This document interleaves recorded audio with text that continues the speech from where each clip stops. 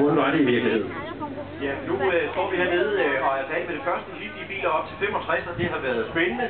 Vi går helt nonchalant forbi vinderen, fordi vi har jo sådan set flere vinder. Så det er fristende at starte med at adressere Prins Joachim, som jo på mange måder er garant for hele arrangementet og har fået motorsport gjort stuerent i Danmark. Det håber jeg, han får behørig respekt for. Og samtidig har han så lige skabt sig Danmarks mesterskab. Tillykke med det. Mange tak. Det var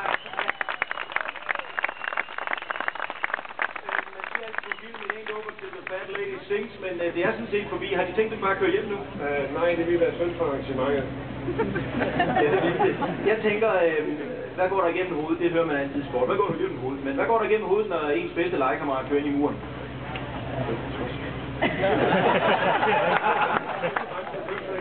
Det er sådan, man gør. Det kan I så snakke om derinde.